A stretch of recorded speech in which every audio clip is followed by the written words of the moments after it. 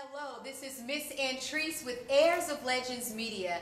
Today we have the privilege and the pleasure of sitting down with author Wes Moore. How are you today? I'm blessed. It's so good to be with you. Thank you so much. Thank you very much for being here. Now, what I would like to ask you, you are working in conjunction with Microsoft, YouthSpark. Will you please just tell me why that is important to you? Why is this initiative? This has to be our nation's #1 priority, and to see Microsoft, to see YouthSpark, to see all of it, to see you and everyone else here so focused on this crucial issue, there's nothing more exciting than I can do. Right. Now, let me ask you this, because your book is plenty partisan to me that comes across as comical, okay? and with the parallels that you have in there, if you could give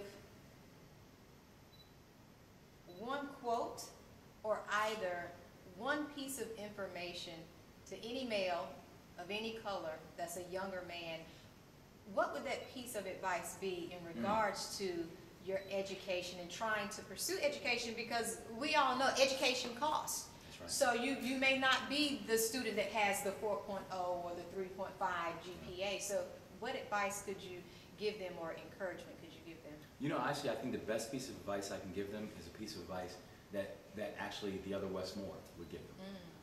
Because I remember once when I was sitting inside a prison talking with Wes, and I said to him, I said, you know, so do you think that we're products of our environments? Because I'd always grown up thinking that we're products of our environments.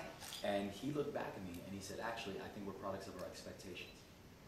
And I thought to myself, he is absolutely right. That's that we're not products of our environments, we are products of our expectations. Right. And so the thing that I would tell all people is, you know what, where we are right now does not necessarily have to be where we are always going to be. We need to understand the world is bigger than what's directly in front of us. Exactly. And at the same time, if you think bigger about your expectations, and if you surround yourself with people who think bigger about your expectations, you will find how then your trajectory changes. Right. And so that's what I would always say to young people is think carefully about who you surround yourself with, and then to all of us, think carefully about the expectations that we're placing upon other people.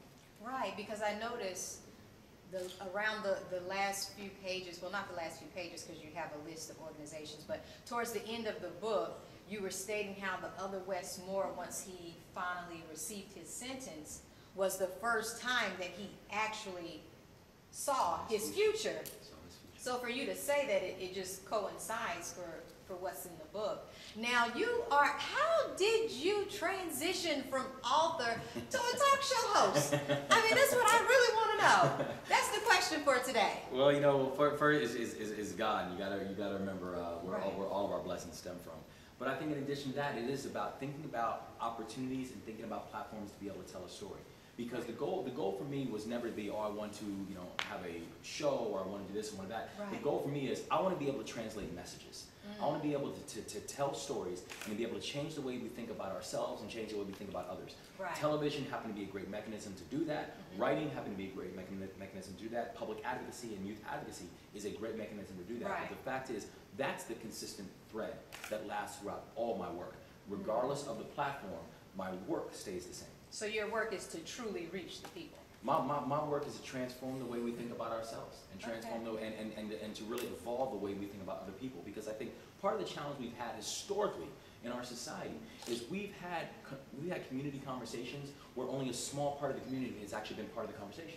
Right. Or one small part of the community is even being thought about. Right. And so my goal is we need to broaden out this conversation. We need to get as many people involved in it as possible, because we can never have an honest conversation if only a slither of the population is even being thought about in that conversation. And you know what, just to piggyback off of that, I've had the opportunity a few times now to interview your mentor, Ted Smalley. Yes, ma'am. And one time I interviewed him for his town hall, and he said, well, you know what, Antriece, we can't fix all the problems that we have on a macro level until we start on a micro level. You know, so that just, again, coincides. So what I would like to change our psychology.